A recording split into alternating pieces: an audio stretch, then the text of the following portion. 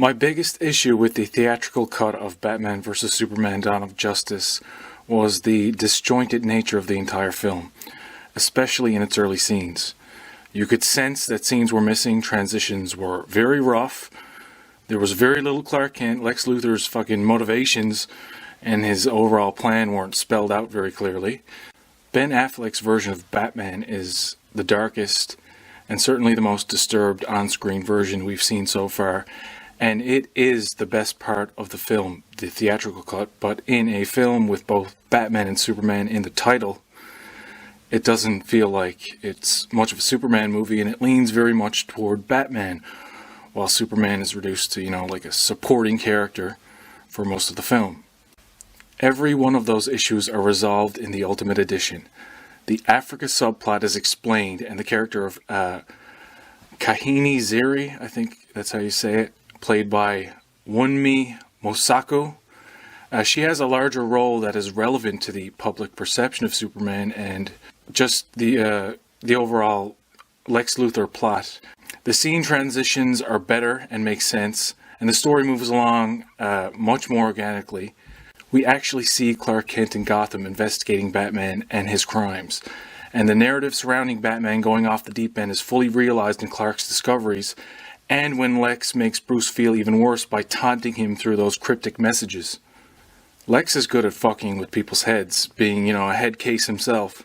The criminals who bear the Bat brand are targets for death in prison, and one particular man who the Bat branded is stabbed to death, and we see that, and it's pretty, it's not pretty, and we see KG Beast giving the order to an inmate during visitation, and we see him throughout the movie carrying out Lex Luthor's plans, and he's upgraded to, second in command, when in the theatrical cut he was more of an in the background henchman.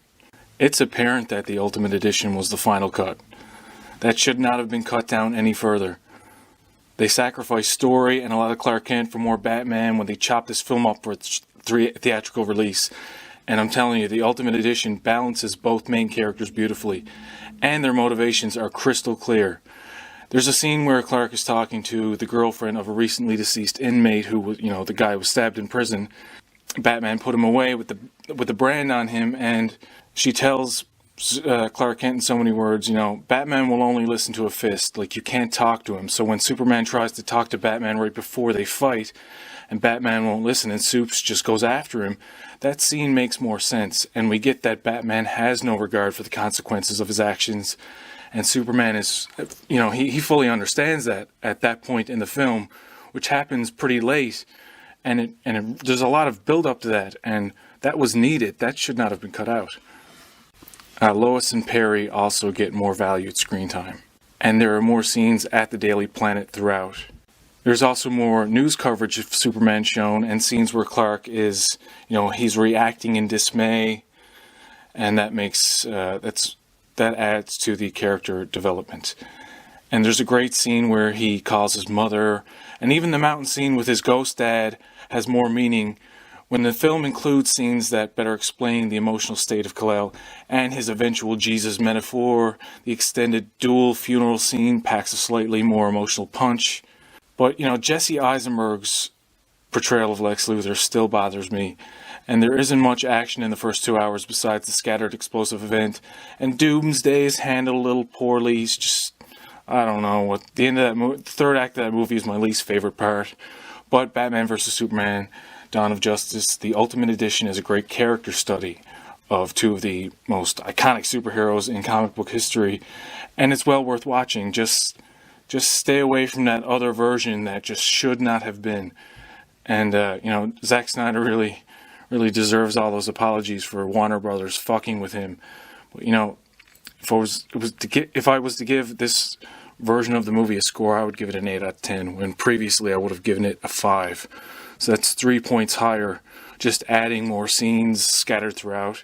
The third act is still the third act, but leading up to that is much more fleshed out, much more coherent.